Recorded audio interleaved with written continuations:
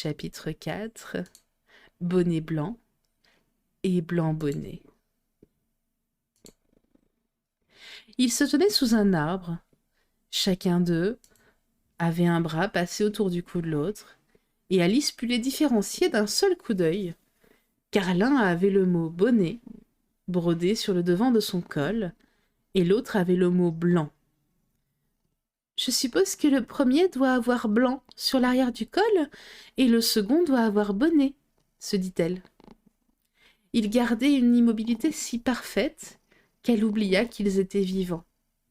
Elle s'apprêtait à regarder le derrière de leur col pour savoir si elle avait deviné juste, quand elle sursauta en entendant une voix qui venait de celui qui était marqué « bonnet ».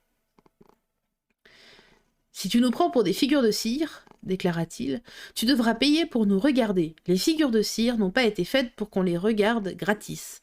En aucune façon. » Tout au contraire, ajouta celui qui était marqué blanc, si tu crois que nous sommes vivants, tu devrais nous parler. Je vous fais toutes mes excuses, dit Alice.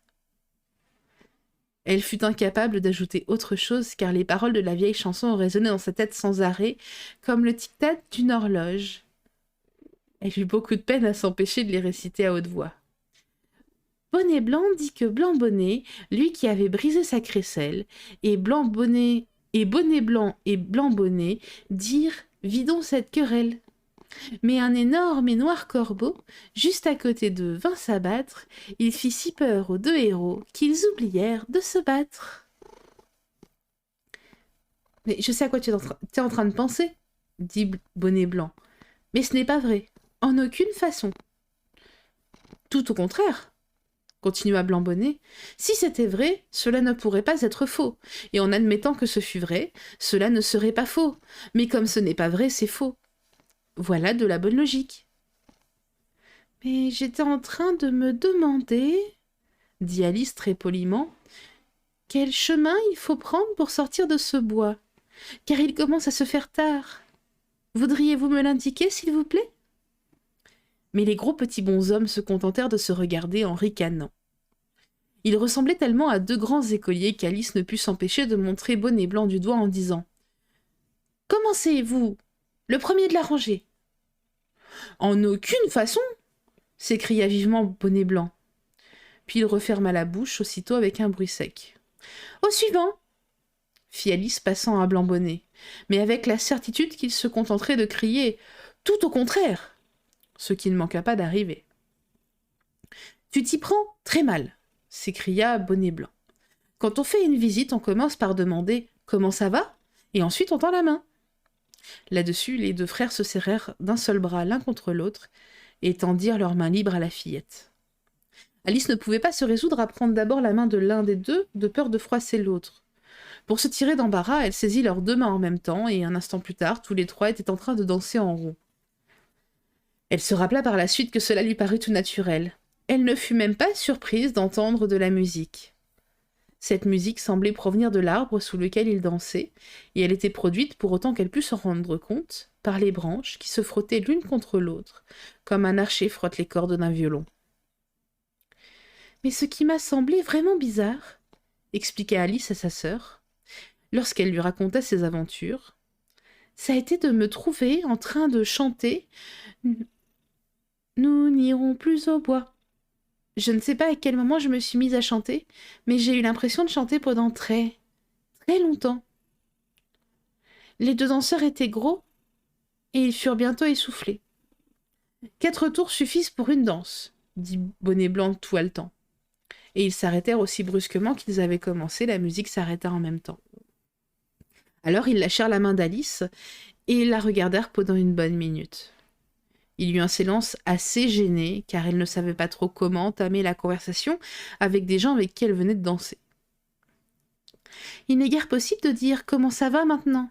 pensa-t-elle. « Mais il me semble que nous n'en sommes plus là. »« J'espère que vous n'êtes pas trop fatigué ?» demanda-t-elle enfin. « En aucune façon, et je te remercie 1000 fois pour nous l'avoir demandé, » répondit Bonnet Blanc. « Nous te sommes très obligés, » ajouta Blanc Bonnet. « Aimes-tu la poésie ?»« Oui, oui, assez. Du moins un certain genre de poésie, » dit Alice sans conviction. Voudriez-vous m'indiquer quel chemin il faut prendre pour sortir du bois ? Que vais-je lui réciter ? Demanda Blanc-Bonnet en regardant Bonnet Blanc avec des grands yeux sérieux sans faire attention à la question d'Alice. La plus longue poésie que tu connaisses, le morse et le charpentier, répondit Bonnet Blanc en serrant affectueusement son frère contre lui.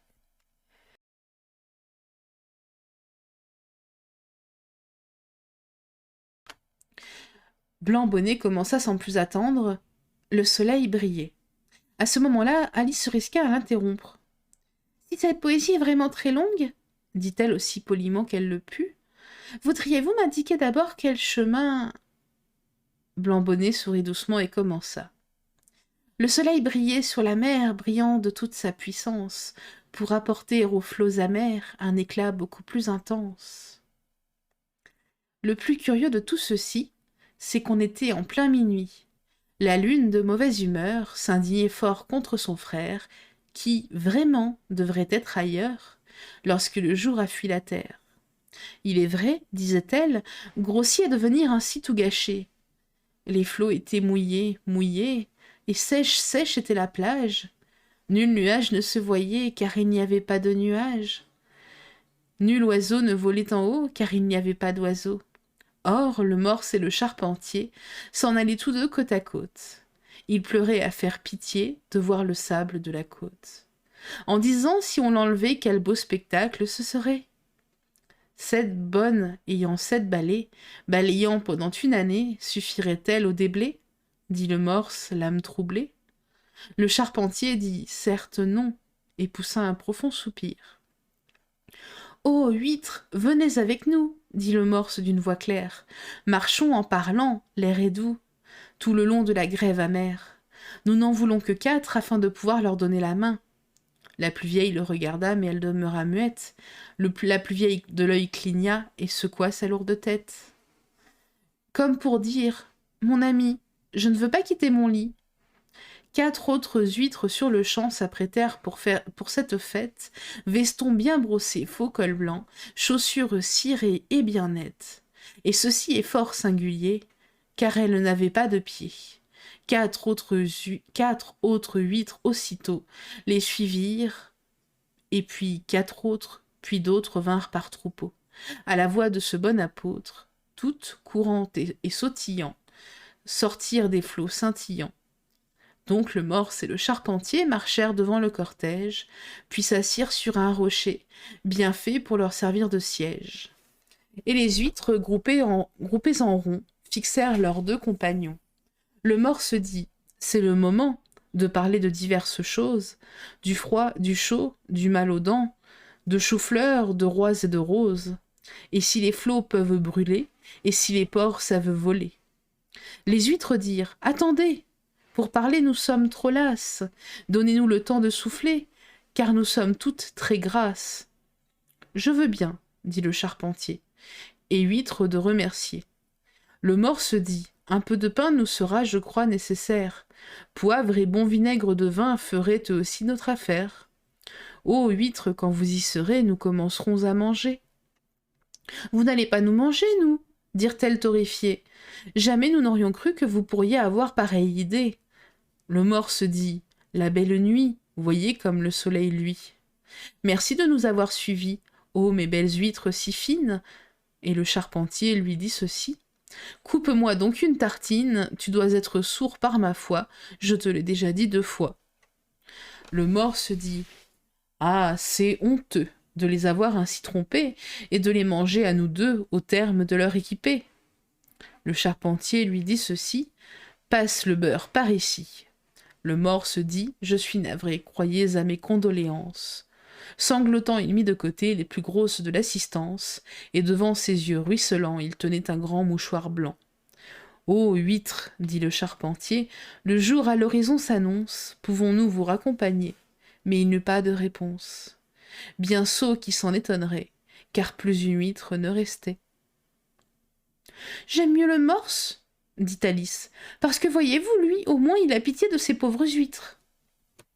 Ça ne l'a pas empêché d'en manger davantage que le charpentier, fit remarquer Blanc-Bonnet. Vois-tu, il tenait son mouchoir devant lui pour que le charpentier ne puisse pas compter combien il en prenait, tout au contraire. Mais comme c'est vilain! S'exclama Alice, indignée. En ce cas, j'aime mieux le charpentier, puisqu'il en a mangé moins que le morse. Mais il a mangé toutes celles qu'il a pu attraper, fit remarquer Bonnet Blanc. Ceci était fort embarrassant. Après un moment de silence, Alice commença. Ma foi, l'un et l'autre étaient des personnages bien peu sympathiques. Ici, elle s'arrêta brusquement, pleine d'alarme, en entendant un bruit qui ressemblait au halètement d'une grosse locomotive dans le bois, tout près d'eux, et qui, elle le craignait, devait être produit par une bête sauvage. « Y a-t-il des lions ou des tigres dans les environs ?» demanda-t-elle timidement. « C'est tout simplement le roi rouge qui ronfle, » répondit Blanc-Bonnet. « Viens le voir !» crièrent les deux frères. Et prenant Alice chacun par une main, ils la menèrent à l'endroit où le roi dormait. « N'est-il pas adorable ?» demanda Bonnet Blanc. Alice ne pouvait pas vraiment dire qu'elle le trouvait adorable, mais il avait un grand bonnet de nuit rouge orné d'un gland, et il était tout affalé en une espèce de tas malpropre, ronflant tant qu'il pouvait. Si fort qu'on aurait pu croire que sa tête allait éclater, comme le déclara Bonnet Blanc. « J'ai peur qu'il n'attrape froid à rester couché sur l'herbe humide, » dit Alice, qui était une petite fille très prévenante. « Il est en train de rêver, » déclara Blanc-Bonnet. « Et de quoi crois-tu qu'il rêve ?»« Personne ne peut deviner cela, » répondit Alice. « Mais voyons, il rêve de toi !»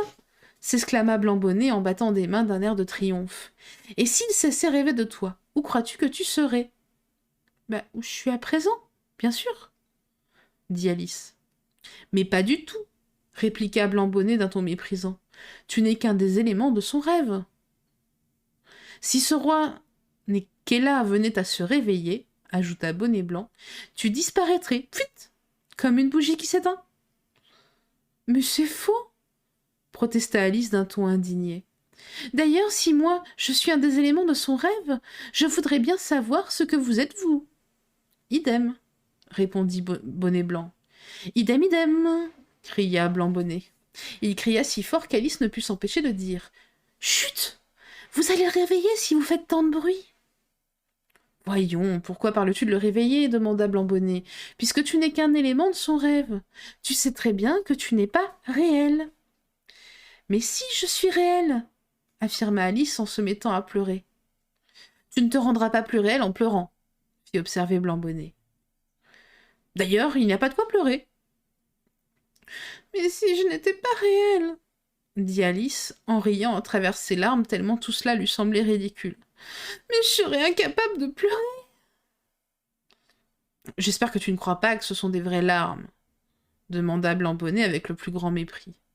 « Je sais qu'ils disent des bêtises, » pensa Alice, « et je suis stupide de pleurer. » Là-dessus, elle essuya ses larmes et continua aussi gaiement que possible. « En tout cas, je ferais mieux de sortir du bois, car vraiment il commence à faire très sombre. Croyez-vous qu'il va pleuvoir ?»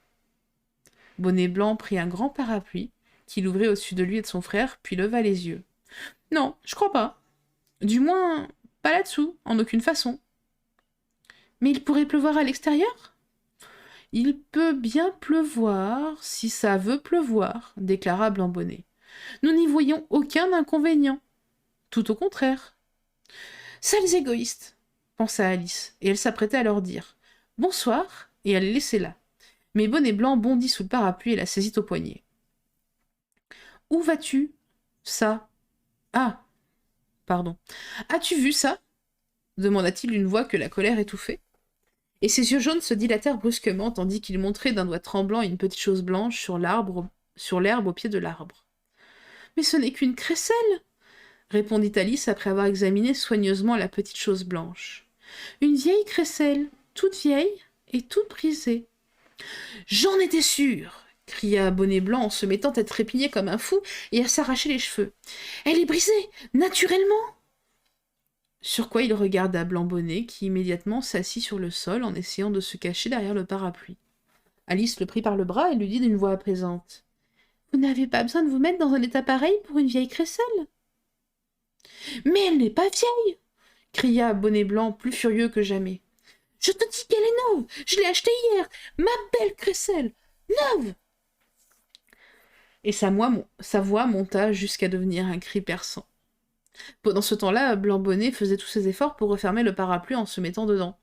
ce qui sembla si extraordinaire à Alice qu'elle ne fit plus du tout attention à Bonnet Blanc. Mais Blanc Bonnet ne put réussir complètement dans son entreprise et il finit par rouler sur le sol, tout empaqueté dans le parapluie d'où seule sa tête émergeait. Après quoi, il resta là, ouvrant et refermant la bouche et ses grands yeux, ressemblant plutôt à un poisson qu'à autre chose, pensa Alice. « Naturellement, nous allons vider cette querelle, » déclara Bonnet Blanc d'un ton plus calme. « Je suppose que oui, » répondit l'autre d'une voix maussade, et sortant du parapluie à quatre pattes. « Seulement, il faut qu'elle nous aide à nous habiller. » Là-dessus, les deux frères entrèrent dans le bois, la main dans la main, et revinrent une minute après, les bras chargés de toutes sortes d'objets, tels que traversins, couvertures, carpettes, nappes, couvercles de plats et seaux à charbon. « J'espère que tu sais comment t'y prendre pour poser des épingles et nouer des ficelles, » dit Bonnet Blanc. « Tout ce qui est là, il faut que tu le mettes sur nous, d'une façon ou d'une autre. »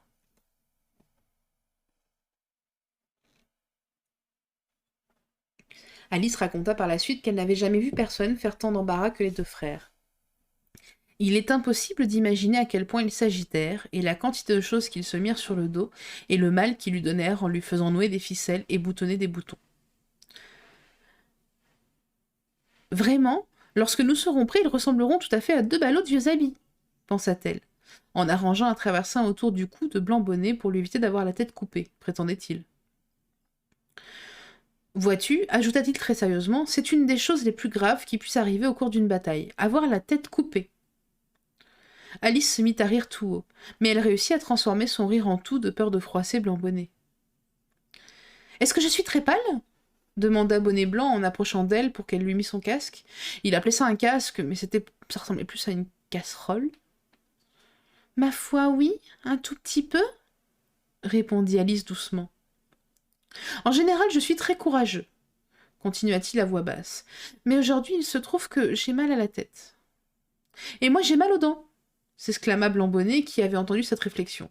« Je suis en bien plus mauvais état que toi. »« En ce cas, vous feriez mieux de ne pas vous battre aujourd'hui, » fit observer Alice, qui pensait que c'était une bonne occasion de faire la paix.